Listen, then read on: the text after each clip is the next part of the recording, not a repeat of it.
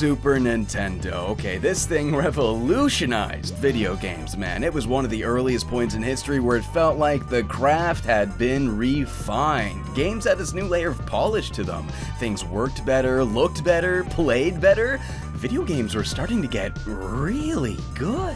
But man, when I was a kid, to me, it was that dumb little box at summer camp I tried maybe twice that played gross games like Earthworm Jim and Battletoads. Blech. I actually never had this thing as a kid. I started with the NES, but then I leaped straight to the N64. I may have played a lot of 2D games growing up, but it was always on the original Nintendo. My experiences with this guy here, they're much more limited. It wouldn't be until my last couple of years of elementary, well into playing the GameCube, that I would finally get a real look at what was on the thing, thanks to a couple of friends that had it. I'd fall in love with Kirby Superstars 2-player co-op, I'd get my first taste of DK Country 2, but my favorite ever was when I got to park my butt down on a buddy's carpet, watch them play through Chrono Trigger, and I would watch one of my favorite stories unfold for the very first time. Between the Nintendo DS, the GBA, and the Wii Virtual Console, I did get to experience some of these games myself. I caught up with many of the classics, but as far as the OG hardware goes, this is by far the Nintendo console I've played stuff on the least. Yeah, even the Wii U I've played more of. My first time owning one of these things was high school. Bought a piss yellow SNES with a big ass crack in the side of it from a friend so I could play Final Fantasy VI, but onward from that, I never really had much for Super Nintendo. I mean, look at that, that's my entire collection. Oh, what's that gold cartridge? A rare limited version of A Link to the Past? No, it's Madden. I had a friend give this to me as a prank years ago, and to this day, it is still one of the funniest things I own. Huge shout out to Adam for that one. But anyway, in this tiny collection of mine, there is this one game that a fan donated to me years and years ago that I've always been really curious about, and I've always wanted to play it. And that game is called PLOK. Wish I could remember who it was. This was probably the first donation I ever received. It was years ago, and it was kind of before I started writing these things down like a responsible person, so email me if you see this, I would love to give you credit. PLOK! That sounds like the sound of a bag of diarrhea hitting the kitchen floor. PLOK! I used to see people talk about this game sometimes, not a whole lot. I don't really know like a ton about it. I do know that you throw your arms, kind of like Rayman. But aside from that, I really don't know a whole lot about this game. So let's PLOK it in and see who made it. Oh wow, no logos or anything, just like a wall of text with everybody involved. PLOK was headed by the Pickford brothers, John and Steve. That's gotta be short for Steve, yeah? They've been making stuff as far back as the ZX Spectrum. Worked with Rare for a number of years during the NES days, working on games like Wizards and Warriors 2 and 3. Wow! Dude, I loved Iron Sword when I was a little kid. Oh, there's one for another day. Shout out to Fabio on the cover. Later on, the two would work at Software Creations, where they made all sorts of stuff on Super Nintendo, including yours truly. Well, I gotta say, those brothers made quite the funny little guy here. Why don't we see if the game's any good? That harmonica sounds weirdly good for Super Nintendo. What the hell? It doesn't have that soft MIDI sound like usual. If you wait for a little bit here, you get this little tutorial thing. That's pretty cool. Usually they just play a gameplay demo, but here they have these little animations focusing on different actions and text explaining how the game works. That's a little bit more than games usually do, so it's... Wow. Well, push select for options. What is this pose? It's like... Normal or Child's Play. Okay, so on Child's Play, most of the enemies take way less hits, and some obstacles you can even knock out entirely, which you normally can't do, but that seems a bit too easy, so we're gonna play on normal. PLOK's house, one fine morning. What a fab day. Nice and quiet. No worries. It doesn't take too long before PLOK realizes that somebody stole his flag, and just like that, he goes from cotton candy to a cranky cactus. Who's got my flag? You'll be sorry, whoever you are. He's looking for it with a telescope. That's just adorable. Where is it? Where could it be? We pan across the entire world map before PLOK spots it right over there on Cotton Island. There'll be trouble, I'm coming to get ya, and the limbs are going to fly. Goodness gracious me, this kid's gonna commit a crime. The music changes to, I guess, the hub world theme or the map theme or whatever. We watch PLOK jump in a boat, go over to Cotton Island, and here we get the first level. Oh, right, he meant his limbs. Well, that's pretty cool. It is a pretty fun way to attack, kind of like Rayman, but you don't charge the punch by holding the button down. No, just a single tap of the button that fires the limb out, and you can mash it. Oh, wow, the legs, too! This is pretty dang fun. Popping out all 4 shots real quick. Oh, if we don't have legs at the moment, we can't walk. You start bouncing until one of your feet come back. That's a pretty cool mechanic, actually. Bouncing can really mess you up. You could take damage or even lose a life, so while it can be beneficial to completely overwhelm your opponents with all 4 limbs, doing so comes with the risk of having less control over the character for a few seconds. As far as other actions go, we've got a standard jump on B, but if you press the A button, he'll do this twirling high jump. Having 2 jump buttons to give you different heights and arcs is really helpful here. Navigating the environments always feels really cozy with these 2. You get to decide how high you want to pop over enemies, depending on how many there are or what kind of terrain you have to deal with. Usually games will have the character's speed affect your jump's height, but PLOK only runs out 1 speed. There's no way to run in this game, so combine that with having 2 different jump buttons, and you get this really nice and comfy play control that creates a really good pace where the player can really take their time and have all the control to react properly. Definitely nowhere near as hard as something like Rayman, but it is still pretty challenging. Your health bar may look pretty massive at first, but enemies drain through it pretty fast, so you can't just be tanking all the hits whenever you want. You are gonna have to get through a lot of this without getting hurt that much, which can be really challenging sometimes. Some of these enemies can be tough or come out of nowhere with not much time to react. It's the kind of thing where you're probably gonna die a couple of times until you figure out each enemy's behavior and placements and stuff. Not the world's cheapest stuff or anything, but it did sometimes take me a couple of tries. Man, the combat here is pretty dang fun for how little there is to it. Just mashing out a flurry of punches and kicks and maneuvering yourself away from the enemies and projectiles in the process, and all the while making sure not to hit that button one too many times and put yourself at a disadvantage. There's also a really good sound effect for when you fire a limb, and another one to let you know when a limb has returned. So there's this solid game feel where you usually know in most moments exactly how many limbs you currently have to work with. Some enemies get really annoying towards the end of the game, though. I'm mostly talking about these guys here. God, you have to hit them twice quickly to knock them out.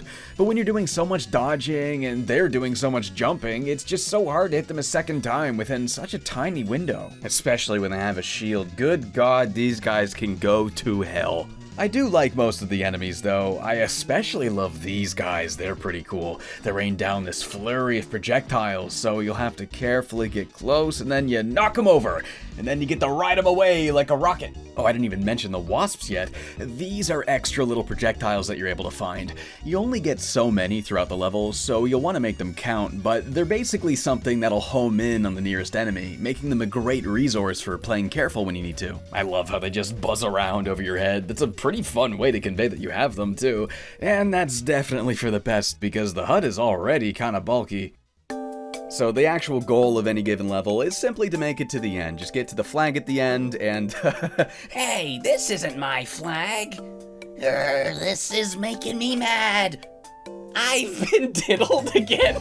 Each time, it's the wrong flag, so you get this little comical snippet of PLOK being way too pissed off about this friggin' flag. God, I love this little dude. He's like if Joe Pesci played Elmo. Adorable. But dude's not gonna hesitate to clobber anybody who pisses him off. This ain't a case of Angie Kirby on the American box art. This is just actually who PLOK is. And clobbering is something you're gonna be doing a lot of in this game. Pretty soon in, it turns out the fleas took PLOK's flag, the evil fleas, and PLOK wants his revenge. Every level from here on, it becomes about searching the map for every single flea and murdering them all one by one. From this point onward, you'll have to first find and destroy every flea in the level before you can touch the flagpole to finish. Now I know looking for stuff in a 2D space can be so hit or miss. Some games, it's a blast to navigate a 2D world. But other games, it's made annoying with verticality that constantly punishes you for falling down. Repetitive climbing, and you don't have enough screen space to see where you can jump, it can just be a nightmare sometimes. PLOK does a pretty good job. I never felt super duper lost. There's plenty of direction to guide the player, and even the more non-linear levels, the different nooks and crannies, they're good enough at presenting themselves that it's unlikely you'll be wandering for more than a minute before you find what you missed. And just fighting these fleas is really fun too. They love to spring up into the air, and they take a lot more hits than usual, so you're gonna be weaving under them and using the environment to your advantage. And the game always gives you a pretty good idea of how many are left too, so there's never that annoying sense of like, are we there yet? If you want some help taking down those fleas, you can find a power-up. There's tons of these. If you find a big box, PLOK busts into it and he gets a costume. There's the hunter that lets you blast guys away with your shotgun. There's a firefighter that's, I guess he's fighting with fire, not the fire. There's a fireworks explodey guy that launches rockets. They're all just variations of like a wide-spreading attack, so no matter which one you get, it'll always be really helpful for clearing the path forward. Yeah, as far as the gameplay goes, that's pretty much all there is to it. It's actually really fun. Like, the controls are tight and precise, the combat and platforming are both very simple but very effective, and the level design's pretty good so far.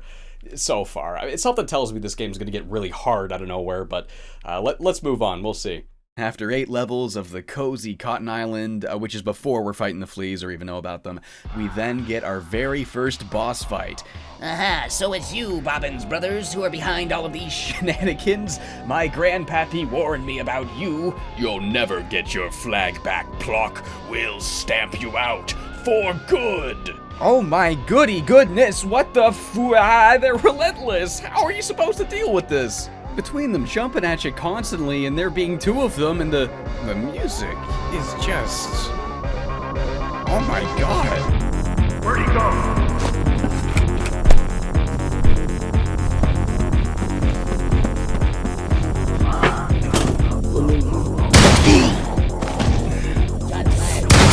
Why is the boss music this freaking awesome? This is like unbefittingly awesome. This is like if you played Metallica over freaking Katie and Orby. Why is this like the sickest fight music ever for PLOK? Come to think of it, the music overall has been really, really good. Who composed all of this? Jeff and Tim Fallon. Where have I heard that name before? Tim Fallon. Oh, I know that guy from somewhere. Oh shit, that's the Silver Surfer guy. That game is ridiculous music. What else did... oh my god, you're joking! This is the guy? This is the guy who made the soundtrack for Pictionary on NES. Wow! I know that sounds like a ridiculous sentence. It sounds like a joke.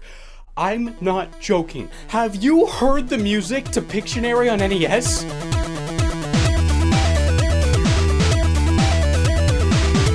This guy is just notorious for going all out when you don't need to.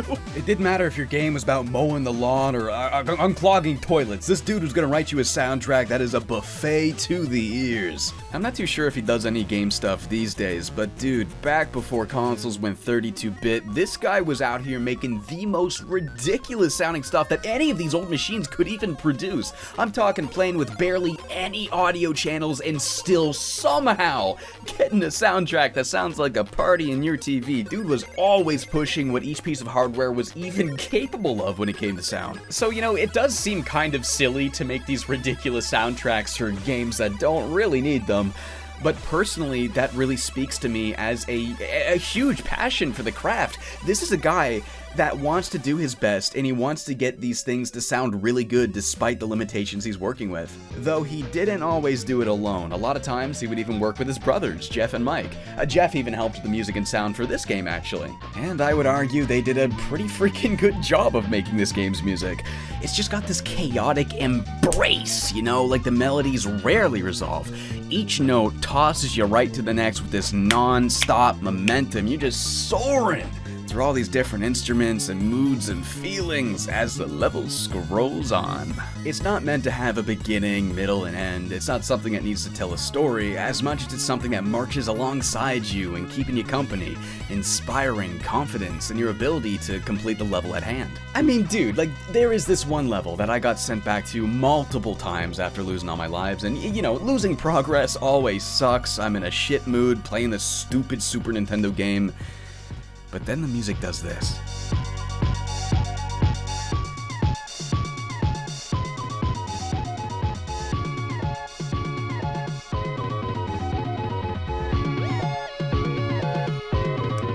like magic, it's all better. I want to play PLOK again, and not only that, but I'm gonna do a better job this time. I'm gonna get hit less, I'm gonna waste less lives, I'm gonna be in a better position when I get back to where I was. I can do this! Let's do this.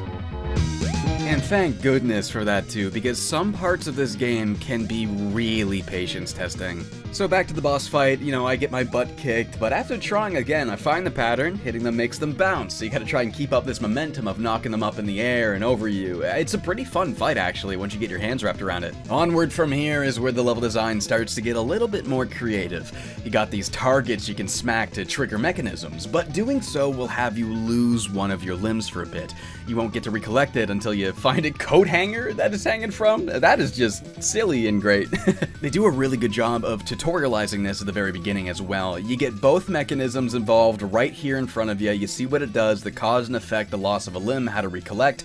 This is actually really good game design right here. Hey, I like to appreciate good game design when I can, and PLOK is doing that show, don't tell learning that makes games really efficient at making you learn how things work without wasting any of your time. Alright, so spending those limbs and then trying to hang on to as many as you can during the later parts of the level, that soon becomes the whole puzzle here, and sometimes it's really fun, rationing out each limb, trying to set things up so you can recollect them before advancing. Some levels it can be a little annoying though, like this one here, you have no legs and you have to hop through the whole thing. It's a great and fun idea for the gimmick of one stage, but the problem is that the level itself is just way too long. Like, it would have been great if it were half the length or something. But no, it's really long, and along the way, there's a bunch of those annoying shield guys, so it's like, great, good luck, and then you die, and then when you die, you have to do all of this over, and it's just too much.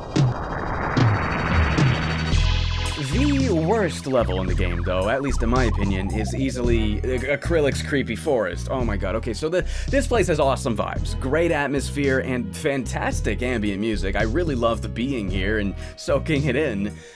But playing the level is a different thing, because there's one single game mechanic here that ruins the entire friggin' pace of it, and that would be these spiky revolving doors.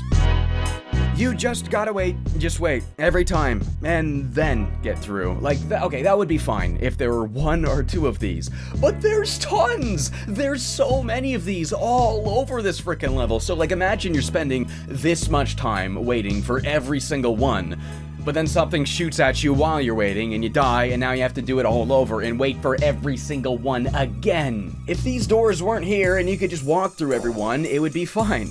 But no, you have to wait over and over and over every time. You can't even tank any of them either because they do way too much damage to risk it. Sometimes they even make you awkwardly dodge annoying crap while you're waiting, which can make it really irritating. To get the timing right, how are you supposed to walk through with the precise timing when I'm keep pulling myself away from lining myself up because I have to dodge these projectiles? God, dude, I really hate this level. This was the first stage to make me physically angry. I grew so friggin' impatient with this area that it was always a huge load off the shoulders every time I would get to the end of it. And yes, I had to get to the end of it multiple times. I had to beat this level 3 times, because you know what this game does? You know what this game loves to do? Send you back, lose all your lives, and you're going back to an earlier level. So, I guess it's time to have that awkward conversation about progression, lives, and continues, because this is a game that uses all that. It's a game where that has led to many irritating moments for me. It's kind of been a very heated, debated topic over the last 2 decades, and it's something I do have very mixed feelings about, so why don't we explore that a little bit here? Alright, so along the way, you're going to be collecting all of these seashells. Get 100, and you get an extra life, or a bonus PLOK, as the game calls it. You really want to stock up on as many of these as you can, obviously, because they're going to help you along the way, but even more helpful than that are the PLOK continues. Now, usually a continue, you run out of lives, you click continue. If you have one left, some games limit them, but some have infinite. But yeah, you click continue, you're thrown a few new lives, and you restart from either that level or that world. It's an extra chance to not lose your progress. But a PLOK continue, well, it's a little bit different from your usual continue. the checkpoint gets made at the level you got that PLOK in. So say, if you got a PLOK on level 6 and then you died and lost all your lives on level 12, you'll be brought back to level 6 where you got it. But then it disappears, which means you no longer get that checkpoint anymore if you lose all your lives again. So I guess from there, let's say you got another PLOK on level 9, and then you died again at level 12, you'll be sent back to level 9 this time. But again, the checkpoint you earned then disappears, meaning you have to grind another PLOK before losing all your lives again, or else you lose that continue, you lose that checkpoint. I guess there are a couple of permanent checkpoints, one after the second Bobbins Bros fight, early enough on, and another after the second last boss, right before the final stretch, but that really isn't enough. If you don't get another PLOK in time, it's perfectly likely that you could end up redoing over a dozen levels. And when some of them are this annoying, well, that kinda makes me want to stop playing. And it's not even like a PLOK is that easy to get either. You have to either find 4 red check marks, which are not guaranteed to be something you'll even find on that level, or you have to beat the level without dying once to get just one more. It is just annoying enough to get a PLOK that, after being sent back to one, it just becomes this incredibly stressful thing, praying you're gonna find enough red check marks before you lose all your lives again, and praying that maybe you can beat 1 or 2 levels without dying once. Because if you don't do that, well, the game's just gonna get really hard again, and you're gonna lose all your lives, and then you might get sent back even further. Which, like, I get it, right? It's that classic arcade tension, you know? You want good performance now to benefit you later. It's a challenge, and you want to feel like getting better at the game is actually rewarding you in some way. But what actually ends up happening is me playing a level that's not even all that hard, but I know I'm gonna lose so much progress if I make even one more little tiny mistake because I don't have many lives left, and I don't have another PLOK yet. So it just feels like I'm watching Elmo's World with a freaking gun to my head. And playing a fun game under that stress, it makes the game far less enjoyable in my opinion. But on the other hand, I guess it did make completing the game feel like a pretty massive achievement. Again, like it's not the hardest side scroll in the world or anything, but it has just enough bullshit to make dying and losing all your progress a real possibility. One that doesn't always feel justified because you didn't really know the new level that well yet and unexpected obstacles kicked your ass, especially with a narrow 4:3 aspect ratio that doesn't reveal obstacles until you're rather close. So with all of that in place, I was given this game that looked like Sesame Street my goddamn all! Utmost attention paid and reflexes in full effect. I was learning the stages as I replayed them, I became more familiar, until I was able to knock them out with less and less mistakes made. Sure, I got pushed back here and there, but with every blow back, I would strike forward stronger. And that is a really great feeling, learning and getting better and showing the game who's boss. So while there absolutely are arguments against lives and continues, ones that I totally even agree with and have even made myself before on this channel, playing PLOK kind of did make me appreciate the tension and stakes that lead to these satisfying payoffs. I mean, you're always crafting a better future for your playthrough in every little moment. It gives the collectibles value, and it rewards the player for getting better and performing well. Still though, I really do think the player should have more control over this sort of thing because that's just not necessarily what everybody wants from a game. And sure, there is the Child's Play option, but that option just entirely skips some levels and makes certain obstacles killable, which they normally aren't, and maybe I don't want to play with those 2 modifiers enabled, but I still want to play with more forgiving checkpoints. So I wish they at least had more options, kinda like how Crash 4 did.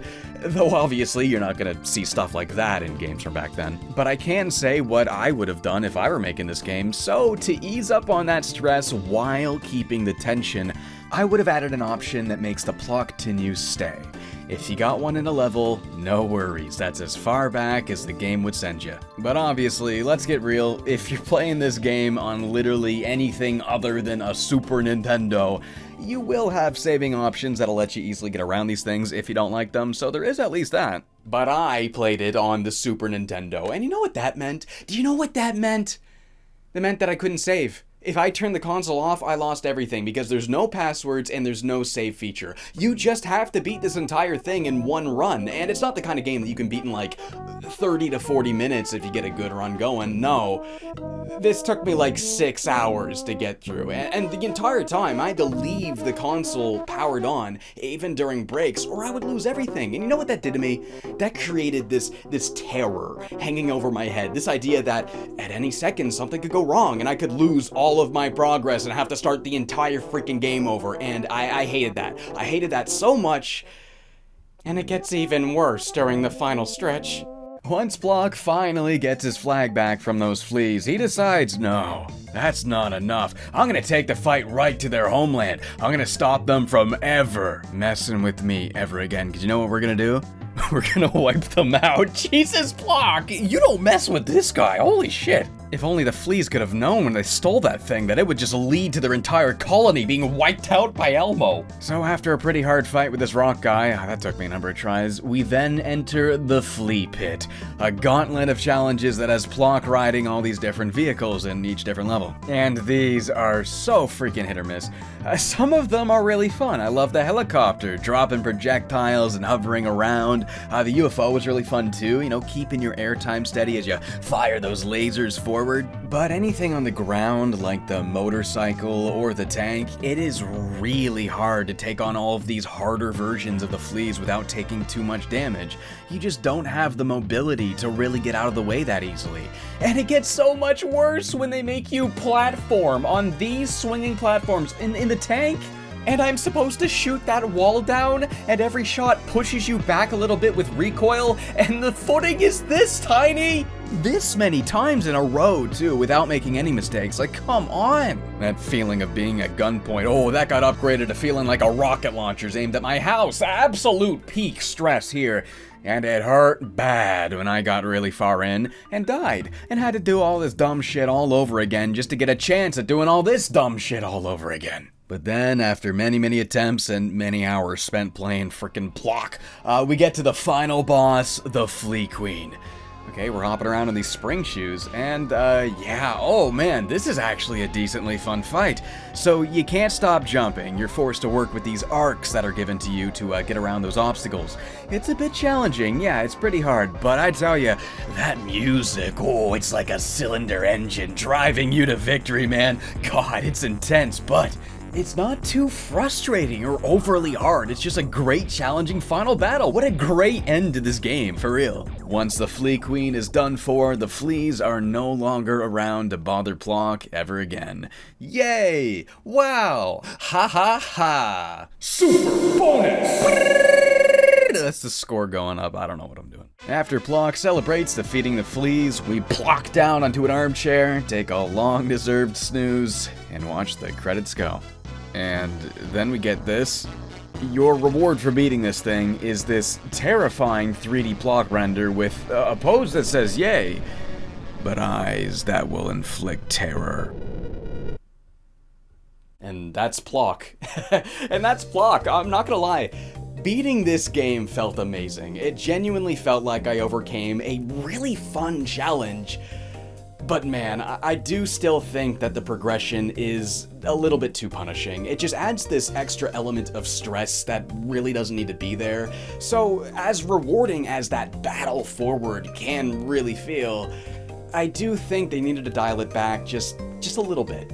If you really wanted to save the whole no save states intended experience, I would think that you would have to add a save feature, and or make the PLOK continues a permanent checkpoint instead of something that you use up, because like, I do like earning that sort of thing, but it feels cheaply unearned when they take it away. But as I said before, if you are playing this game, it's probably on something that'll let you use save states. But it would be pretty cool to see like a ROM hack or something that made those subtle adjustments. But yeah, all those frustrating issues aside, I did really like this game. It's got all the look of Sesame Street, but all the grit of Die Hard.